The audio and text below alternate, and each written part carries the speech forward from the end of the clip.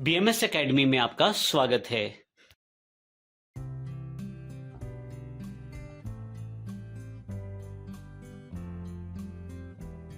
Hello दोस्तों, आज हम बात करने जा रहे हैं यूज ऑफ इट की। यूज ऑफ इट का प्रयोग एक डमी सब्जेक्ट के तौर पर होता है जब हम किसी भी वाक्य में किसी निर्जीव वस्तु की स्थिति की बात करते हैं, समय की बात करते हैं या मौसम की बात करते हैं, उसके लिए हमारे पास इट का यूज होता है। इट जो है अपने आप में एक वास्तविक सब्जेक्ट ना होकर केवल कर्ता के साथ हमारा परिचय करवाता है। मीन्स अपने आप में सब्जेक्ट नहीं है, लेकिन सब्जेक्ट के तौर पर यानी कि कर्ता के तौर पर प्रयोग किया जाता है। इट के और भी बहुत सारे यूज हैं। जब भी हम किसी टाइम की बात करें तो इट का प्रयोग होगा। जब भी हम किसी दिन की बात करें, इट का प्रयोग होगा। किसी भी दूरी के बारे में बात करने के लिए यानी कि डिस्टेंस के बारे में बात करने के लिए हमारे पास इट का प्रयोग होगा। इसी प्रकार जैसा मैंने आपको बताया, समय इसी प्रकार जैसा मैंने आपको बताया, जब भी हम किसी मौसम की बात करेंगे तब भी इट का प्रयोग होगा। किसी भी डेट के लिए यानी कि किसी भी दिनांक के लिए, तिथि के लिए भी हमारे पास इट का प्रयोग होगा। और जैसा मैंने पहले बताया कि नॉन लिविंग थिंग्स यानी कि निर्जीव वस्तुओं के लिए भी हम इट का प्रयोग करेंगे। स्क्रीन पर आपको कुछ उदाहरण दिखाई दे रहे हैं। स्क्रीन पर आपको मैं एक एग्जाम्पल की हेल्प से समझाता हूं। जैसे टाइम की बात करें तो, डेट की बात करें तो, डिस्टेंस की बात करें तो, और किसी निर्जीव वस्तु की बात करें तो देखिए, स्कूल गोइंग बॉय हमारा बोलता है इट इज 3 o'clock। डेट की बात करें तो it is 6th June। Distance की बात करें तो it is 6 kilometers from my house to petrol pump। It is 1 kilometer from my house to school। It's not very far away from my house। This is table, it has 4 legs। अगर हम किसी भी weather की बात करें यानी कि मौसम की बात करें तो इट इज रेनी डे, या फिर किसी नेचुरल ऑब्जेक्ट की बात करें जैसे इट इज रेनिंग नाउ यानी कि अभी वर्षा हो रही है। It is Sunny day, it is snowing, it is cloudy. इस प्रकार से हम इट का प्रयोग वाक्य के शुरू में रखकर यानी कि सब्जेक्ट की पोजीशन में रखकर इट का प्रयोग कर सकते हैं। सिंपल सा फार्मूला है कि वाक्य के शुरू में इट लगेगा, उसके तुरंत बाद हम प्री डिफाइंड वर्ड लगाएंगे। प्री डिफाइंड वर्ड के तुरंत बाद हम जो उसका डेस्टिनेशन है वो लगाएंगे। जैसा कि स्क्रीन पर लिखे वाक्यों से आपको क्लियर है कि हमने टू लगाया। इसके बाद हम रेस्ट ऑफ द सेंटेंस यानी कि जो हमारा बचा हुआ वाक्य है वो लगाएंगे। इस उदाहरण से आपको क्लियर करता हूं।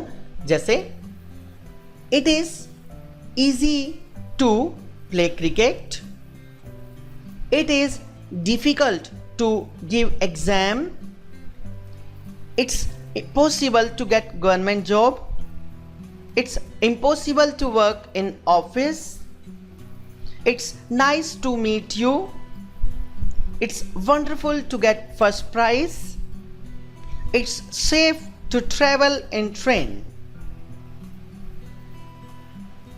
दोबारा से अगर हम इनको नेगेटिव सेंस में यूज करें, जैसा कि अभी हमने इट का प्रयोग सिंपल सेंटेंस में किया था, हम पहले भी डिस्कस कर चुके हैं कि जब भी हम किसी भी सेंटेंस की बात करेंगे सबसे पहले हम उस सेंटेंस को सिंपल में प्रयोग करेंगे, उसके बाद हम उसको नेगेटिव में यूज करेंगे, इसके बाद हम इंट्रोगेटिव में डिस्कस करेंगे यानी कि उसका प्रश्नवाचक वाक्य बनाया जाएगा।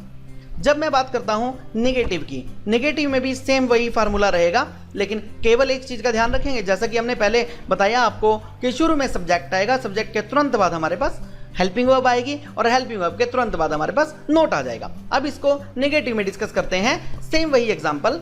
Now see, it's not easy to play cricket, it's not difficult to give exam, it's not possible to get government job, it's not impossible to work in office, it's not nice to meet you, It's not wonderful to get first prize. It's not safe to travel in train. इस प्रकार से अब हम बात करते हैं प्रश्नवाचक वाक्यों की। प्रश्नवाचक वाक्यों में सेम वही फार्मूला जो हमने शुरू में आपको बताया था कि वाक्य के बिल्कुल शुरू में हमारी हेल्पिंग वर्ब आ जाएगी, हेल्पिंग वर्ब के बाद हमारे पास सब्जेक्ट आ जाएगा यानी कि कर्ता आ जाएगा, उसके बाद प्री डिफाइंड वर्ड आ जाएगा जैसा कि आप स्क्रीन पर देख रहे हैं, और उसके बाद रेस्ट ऑफ द सेंटेंस यानी कि बचा हुआ वाक्य जो है हमारे पास वो आ जाएगा। देखिए, is it easy to play cricket? Is it difficult to give exam? Is it possible to get government job? Is it impossible to work in office? Is it nice to meet you? Is it wonderful to get first prize? Is it safe to travel in train? इस प्रकार से हम helping verb को वाक्य के शुरू में लाकर उसके बाद सब्जेक्ट लगाकर हम इंट्रोगेटिव यानी कि प्रश्नवाचक वाक्य बना सकते हैं। और अगर हम बात करें प्रश्नवाचक वाक्य के साथ हमारे नेगेटिव की यानी कि इंट्रोगेटिव प्लस नेगेटिव की, तो वो भी हम इसी प्रकार से बना सकते हैं। एक उदाहरण से मैं आपको समझा देता हूं।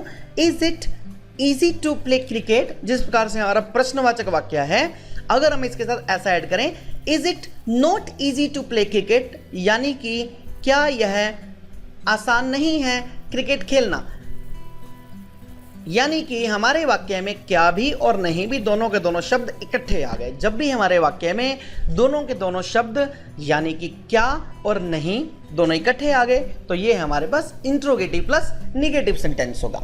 अब हम इट के